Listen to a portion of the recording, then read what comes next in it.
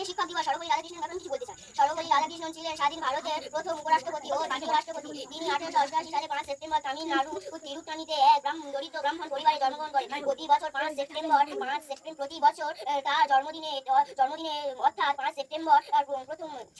September ভারতের শিক্ষক দিবস রূপে পালন ডক্টর সর্বপল্লী রাধাকৃষ্ণন 1954 সালে ভারতরত্ন পুরস্কার পেয়েছিলেন। তার পরিবারের আর্থিক অবস্থা খুব একটা সচ্ছল ছিল না। তার বাবা স্বাধীন জমিদার বাড়িতে সফল বেতনের চাকরি করেন। 1952 সালে তিনি উপরাষ্ট্রপতি হন। 1962 সালে তিনি রাষ্ট্রপতি হন।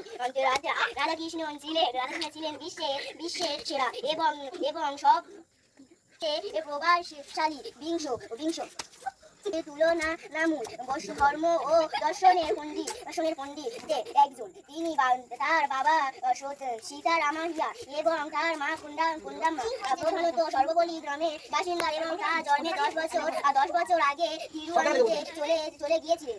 রাধাকৃষ্ণন ছিলেন একজন বিশ্বের ব্যক্তিত্ব, একজন আদর্শবাদী, একজন দার্শনিক, একজন শিক্ষক, একজন লেখক এবং একজন মহান চিন্তাবিদ।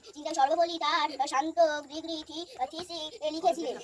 সর্বপল্লী রাধাকৃষ্ণন বেদান নীতি শাস্ত্রী এবং তার আত্মবিদ্যাগত অনুমান এর উপর রাধাকৃষ্ণন তার শিক্ষক জীবন জুড়ে ভিত্তি পেয়েছিলেন। তিনি 16 বছর বয়সে মাদার্স খ্রিস্টান কলেজে যোগদান করেন। প্রতি বছর 5 সেপ্টেম্বর দিনটি ছাত্ররা তার উদ্দেশ্যে শ্রদ্ধা জ্ঞানের জন্য শিক্ষক দিবস হিসেবে পালন করে।